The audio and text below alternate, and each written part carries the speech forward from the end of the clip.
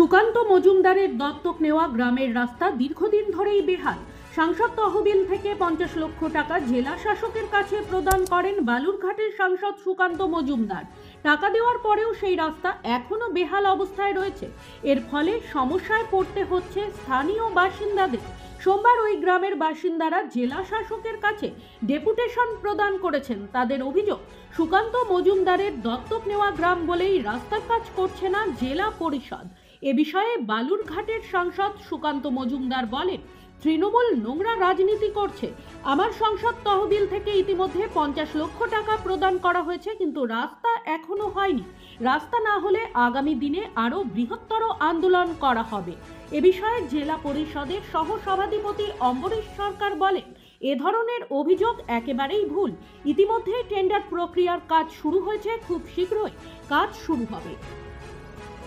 আমরা মানে দিন মজুরি হোক, আর একটা টিউবওয়েলের নাট বোল্ট কিনতেও বালুরঘাটে যেতে হয়।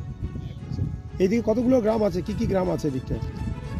এদিকে অনেক কটাই গ্রাম আছে। কি কি গ্রাম, দু একটা গ্রামের নাম যদি বলেন একটু। চক্রাম আছে, চকসাম, দুধকুড়ি, নয়াপাড়া, মোল্লাপাড়া, চক দুর্গা। কত গ্রামের বাসিন্দা হবেন? মোট বাসিন্দা কত বাসিন্দা? বুথ কতগুলো? ভোটের বুথ কতগুলো? এখানে আমাদের বুথ 3টে আছে। এই 3টে বুথের মানুষ যাতায়াত করেন? হ্যাঁ, তো সামনে চক্রাম বুথে একটা বুথে 1200 আছে ভোটার। আপনারা কি দাবি করবেন? রাস্তাটা তো দীর্ঘদিন ধরে এরকম অবস্থা খারাপ, কি দাবি করবেন আপনারা? যাতে রাস্তাটা ভালো হয়, এটাই দাবি আমাদের। সুকান্ত মজুমদারের দত্তক নেওয়া গ্রাম, সেই কারণেই কি জেলা পরিষদ করছে না? কি মনে হচ্ছে আপনাদের? ওটাই আমার মনে হচ্ছে। কি মনে হচ্ছে? যে টিএমসির আমল ছিল, ওদের হাত ছিল, যার জন্য মানে করছে না হয়তো সুকান্ত মজুমদার।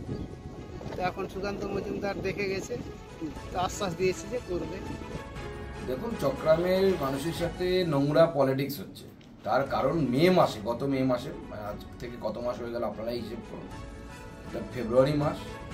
আমি গত মে মাসে চক্রাম প্রসাদ গ্রামের জন্য রাস্তা ঠিক করার জন্য 50 লক্ষ টাকা আমার এমপি ল্যাড থেকে স্যাংশন করি। সেই টাকা এখনো পড়ে আছে। জেলা পরিষদ ইচ্ছে করে, জেলা পরিষদ সভাধিপতি এবং অন্যান্য তৃণমূল কংগ্রেসের নেতারা তারা নির্দেশ দিয়ে দিয়েছে যে এই টাকা লোকসভা ভোটের আগে খরচ করা যাবে না, এবং তারা এই জন্যই কাজটা ফেলে রেখেছে। তো এই নোংরা পলিটিক্সের শিকার চক্রামের মানুষ হচ্ছে। তবে আমি আশাবাদী যে জেলা প্রশাসনের হয়তো টনক নড়বে, তারা কাজ করবে, না হলে আরো বৃহত্তর আন্দোলনের দিকে আমরা যাব। সব মাই চায় মেয়েকে রাজরানীর মতন সাজাতে, সাজিয়ে তুলতে চায় সোনার গয়নায়। ওরিয়েন্ট জুয়েলার্স, সোনা যা সর্বক্ষণে।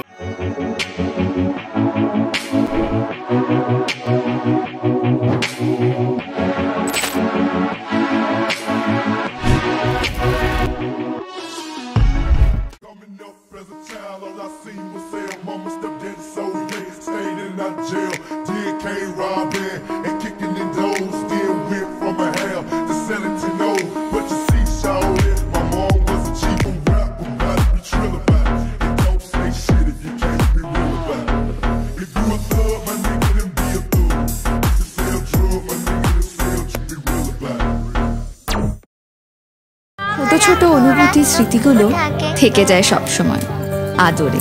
কুকু কুকু, কিরে হলো? আসছি। লকডাউন সময় তো হয়ে এলো।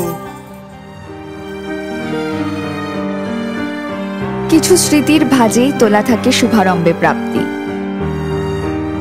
50 বছরের অভিজ্ঞতায় অগ্নিশ্বর জুয়েলার্স, নিখুঁত গয়নার কারিগরি। Agnishwar jewellers, NS road, Raiganj. Wait, so this was your wedding look? Oh my God, Tammy, you look pretty.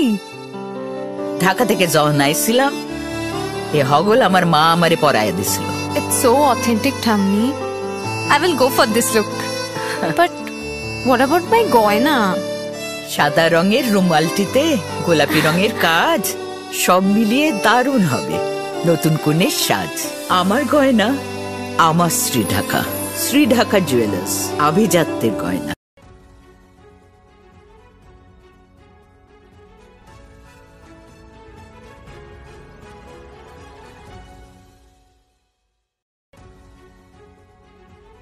Bureau report, news বৃত্তান্ত।